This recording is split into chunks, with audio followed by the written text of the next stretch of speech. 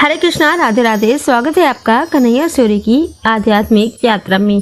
Friends, Ekadashi आने वाली है और माघ माह के शुक्ल पक्ष की एकादशी तिथि को जय एकादशी कहते हैं, जो कि इस वर्ष शनिवार 8 फरवरी को है। तो आज इस वीडियो में हम जानेंगे कि जय एकादशी की पूजा विधि क्या रहेगी, इस व्रत में हमें क्या खाना चाहिए, क्या नहीं खाना चाहिए एवं व्रत की कथा क्या है। आइए जानते हैं। हिंदू धर्म में प्रत्येक माह के शुक्ल पक्ष और कृष्ण पक्ष की एकादशी तिथि को एकादशी का व्रत रखा जाता है। यह दिन जगत के पालनहार श्री हरि विष्णु जी की पूजा आराधना के लिए विशेष माना जाता है। हर साल माघ महीने के शुक्ल पक्ष की एकादशी तिथि को जय एकादशी का व्रत रखा जाता है। दृक पंचांग के अनुसार इस साल 8 फरवरी शनिवार को जय एकादशी का व्रत रखा जाएगा।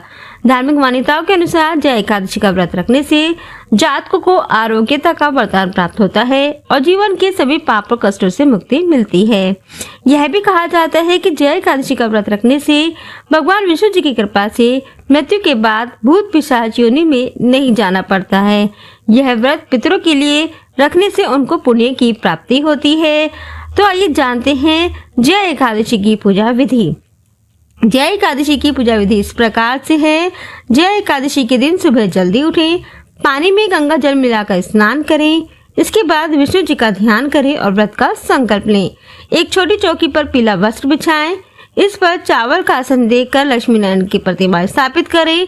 विष्णु जी और माँ लक्ष्मी जी को पीले फल, पीले फूल, धूप, दीप और नैवेद्य अर्पित करें। भगवान विष्णु जी को पीले फल और पीले फूल और पीला नैवेद्य ही अर्पित करना चाहिए, क्योंकि भगवान विष्णु जी को पीला रंग विशेष प्रिय है। इस दिन विष्णु जी को तुलसी दल और तिल का भोग लगाएं। इसके बाद विष्णु जी के बीज मंत्र ओम नमो नारायणाय नमः मंत्र का जाप करें। विष्णु चालीसा और विष्णु सहस्त्र नाम का पाठ करें। इस दिन तुलसी चालीसा और तुलसी की आरती भी करनी चाहिए तथा शाम के समय तुलसी के समक्ष दीपक भी अवश्य जलाना चाहिए।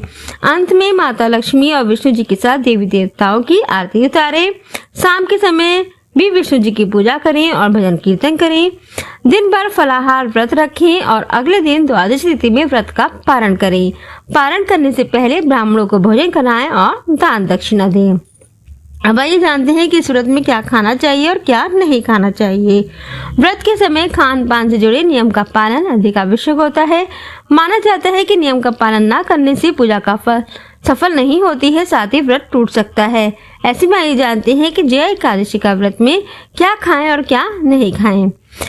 जय एकादशी व्रत में क्या खाएं। धार्मिक मान्यता है कि जय एकादशी व्रत में नियम का पालन करने से पूजा का पूर्ण फल प्राप्त होता है। अगर आप जय एकादशी का व्रत कर रहे हैं तो शकरकंद, कुट्टू के आटे की रोटी, पराठा, पकौड़ी आदि आप खा सकते हैं। दूध, दही और फल का सेवन आप कर सकते हैं। साबूदाना आप खा सकते हैं और सेंधा नमक का सेवन आप कर सकते हैं। साथ ही भगवान विष्णु जी को पंचामृत भोग लगाकर आप उसका भी सेवन कर सकते हैं। ध्यान रहे कि आपको सादे नमक का सेवन नहीं करना है, सेंधा नमक का ही प्रयोग करना है। और अगर आप लाल मिर्च नहीं खाते हैं तो काली मिर्च का प्रयोग आप कर सकते हैं। अब आइए जानते हैं कि जय एकादशी व्रत में क्या नहीं खाएं। एकादशी व्रत में चावल को बिल्कुल भूलकर भी नहीं खाना चाहिए। इस दिन अन्न और नमक के सेवन से दूर रहना चाहिए। साथ ही लहसुन, प्याज, मसूर की दाल और बैंगन का सेवन नहीं करना चाहिए। ऐसा माना जाता है कि जय एकादशी व्रत में इन चीजों को खाने से व्रत टूट सकता है, साथ ही श्री हरि भी नाराज हो सकते हैं। इसी वजह से एकादशी व्रत में खाने पीने से जुड़े नियमों का पालन करना चाहिए। इस दिन मांस, मदिरा से भी दूर रहना चाहिए तथा किसी को भी अपशब्द और लड़ाई झगड़े से भी दूर रहना चाहिए। अब ये जानते हैं जय एकादशी की व्रत कथा।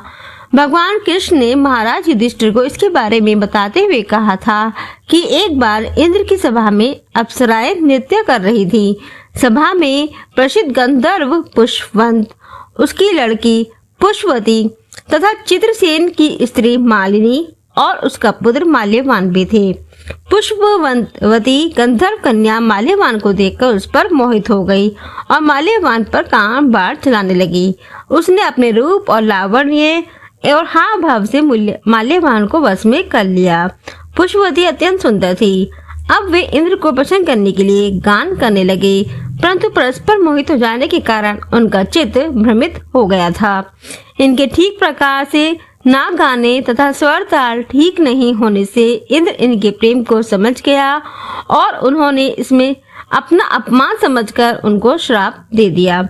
इंद्र ने कहा, हे मूर्खो, तुमने मेरी आज्ञा का उल्लंघन किया है, इसीलिए तुम्हारा धिक्कार है।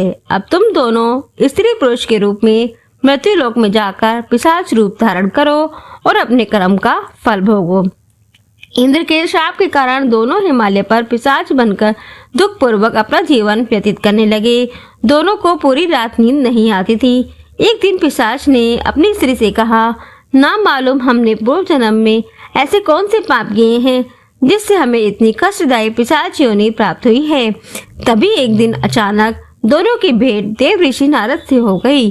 देव ऋषि ने उनसे दुख का कारण पूछा तो पिशाच ने यथावत वे संपूर्ण बातें कह सुनाई जिनके कारण उन्हें पिशाच योनि प्राप्त हुई थी।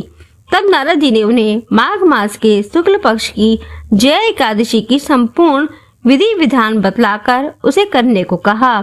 नारद के परामर्श से दोनों ने पूरे विधि विधान से जया एकादशी का व्रत रखा और पूरी रात भगवान नारायण का स्मरण करते हुए रात जागते हुए बिता दी। दूसरे दिन प्रातः काल होते ही भगवान विष्णु जी की कृपा से इनकी पिशाच देह छूट गई और दोनों फिर से पूर्व शरीर को प्राप्त कर इंद्रलोक में पहुंच गए। वहां जाकर दोनों ने इंद्र को प्रणाम किया तो इंद्र भी इन्हें पूर्व रूप में देखकर हैरान हो गए और पूछा कि तुमने अपनी पिशाच देह से किस प्रकार छुटकारा पाया। माल्यवान बोले कि हे देवेंद्र, भगवान विष्णु जी की कृपा और जया एकादशी के व्रत के प्रभाव से ही हमारी पिशाच देह छूटी है। तब इंद्र बोले कि हे माल्यवान, भगवान की कृपा और एकादशी का व्रत करने से न केवल तुम्हारे पिशाच योनि छूट गई वरन हम लोगों के लिए भी आप वंदनीय हो गए हैं, क्योंकि विष्णु जी और शिव के भक्त हम लोगों के लिए वंदनीय हैं, अतः आप धन्य हैं। अब आप पुष्पवती के साथ जाकर विहार करो। श्री कृष्ण कहने लगे कि हे राजा युधिष्ठिर, इस जया एकादशी के व्रत से बुरी योनि छूट जाती है। जिस मनुष्य ने इस एकादशी का व्रत किया है उसने मानो सब यज्ञ जप दान आदि कर लिए। जो मनुष्य जया एकादशी का व्रत करते हैं वे अवश्य ही हजारों वर्षों तक स्वर्ग में वास करते हैं। तो ये थी जया एकादशी की पूजा विधि एवं व्रत कथा। जय श्री राधे।